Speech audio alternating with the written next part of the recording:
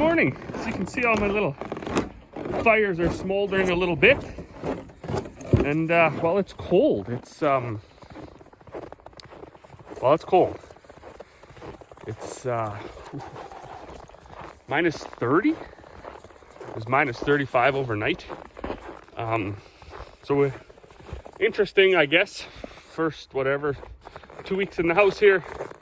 I just went to run some water in the sink and there was no water pressure. So something's going on over here. Hopefully it's not the well shorted out again. I mean, it's very possible though. So we'll have to check at the well house and see what we got going on here.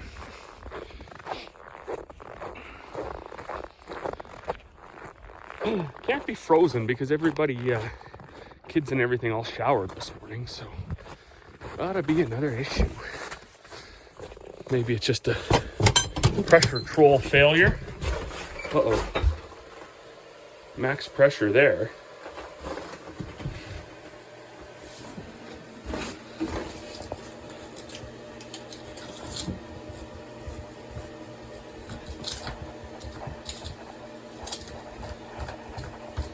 Yeah, let's see here. At least there's still good pressure there. Interesting. Better call the wife. All right, well, I had this stuff set to antifreeze, and basically this one actually was just turned to fan, so it wasn't even blowing heat at all. And I'm hoping what happened is just in here maybe froze up, and these, because you see it shows that we got 60 psi, but I just opened this valve. Oh, there, it filled up. That must have been it.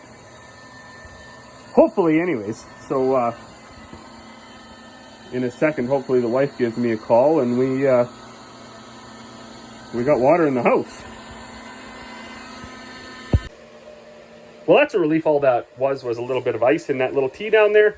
But since I'm here, a quick minute run through of our water supply on our farm. So the old boys that originally drilled the well out here, drilled it to 80 feet. That's the old well. Doesn't even have a proper cap or anything on it. So it's just awful water. Like I jokingly say, they drilled into a mud puddle and called it good. But they ran with that for like 30, 40 years. So, I mean, it, you know, didn't kill them. So we decided to leave it, you know, usable. We drilled our new well about 10 feet or 20 feet behind this wall here to the west. And that's this pipe coming out of the ground here now. So the black one is the well coming out to feed this pressure tank. Of course, power for the well. We put this little pressure tank in here just because nobody lived here. So there's 2 pressure switches, 2 valves, one for the new well, one for the old well. This little manifold here, this goes to the trailer, this goes to the barn and the shop, and this blue line goes to the new house. Crazy enough, when she was digging in this blue line for the new house, she actually hit the line that goes up to the barn and the shop. So they decided to put a T in there. So now it also goes to the new house. So this line feeds the barn, the shop, and the new house. This feeds the new house. So if something happens, this is our first winter in our new house. If this blue line freezes up underground or something, or, you know, we didn't get something right, we'll be able to still have water at our house.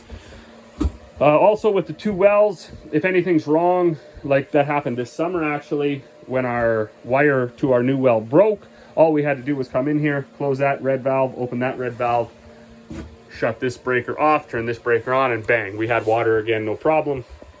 So it's not overly complicated, it's not overly fancy. This little building is extremely well insulated. These little heaters will keep it 3 degrees, 4 degrees all winter long, as long as they're running, obviously, and you don't have them set to just fan. And they don't run very often, so it's truly amazing. They used to just heat it with a heat lamp. I just put a light in here now though. But oh, even the door's like 10 inches thick of just insulation. So on all the walls and the roof and everything, it's quite nice in here actually. So like I say, it's nothing huge, nothing fancy, nothing crazy. It's just a cool little water shack, I guess. But I'm gonna go back now. I gotta go up and check the critters, make sure they still got water and everything, and then head to the shop, do some inside work today. It's still about minus 22, I think. Well, good evening. I was up with the cows there a little bit. I had a little water to thaw out. Didn't take too long. We did get the problems solved for the house. I turned the that pressure valve up a little bit so the cutout is a little higher and the cut in is also a little higher. So that's good. Dad was working on this. We got the stand built for this. We had to build a stand because the bags, right? The bags need to be about 28 inches to get them full. So this hopper, we had bought it at the Weaver sale. It had a hydraulic motor on there. We got it all wired up to 240 now. There's a spring-loaded switch there, so you can fill the bags right out of there. Fills really, really fast. He also built a baffle in there, so all the grain doesn't sit right on the auger. Did a really good job. And then this stand we built. So we're not fabricators, we're not welders, but I'm pretty proud of it. It's perfect height now, so should be able to fill the bags a lot faster and a lot safer, and that's kind of key for the operation here. I don't want to be crushed by grain this winter. Haven't got around to painting the cock shut yet. I just found the paint cans. They were stuffed in a shelf from when we got them. So minus 32 I think right now again. It was minus 32 last night. Fortunately, yeah, everything is working. So that one water, I had to warm it up a little bit, and I'm not exactly sure what happened there. I think there wasn't enough water in it, so it has a water level and I think that's more important for winter. So the water actually goes up past the float, and then the element keeps it warm. So anyways, I got that set so it goes right up to the water level line now. I put a little bit of that insulation in there around the inside just to make it a little bit warmer. It is putting out a tremendous amount of heat. Actually melted my jacket when I stuck my arm in there. So hopefully that all works. But for now, I'm gonna head back to the house. We got our Advent tree. We started that 2 years ago, I think, when we moved out here. Corey and I built it. It's just a big tree. It's got 24 or 5 lights, whatever is on there, 25, I guess. And we screw a bulb in every night till we get to Christmas.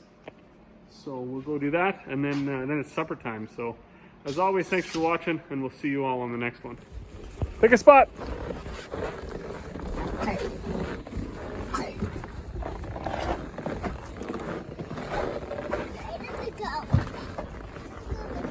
Turn it the other way.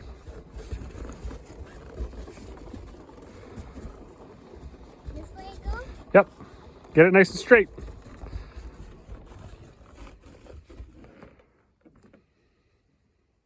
It's not going yet.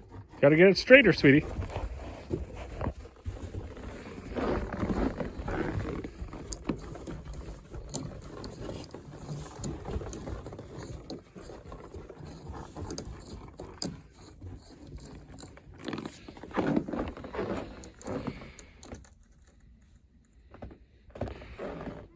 Yay! Perfect.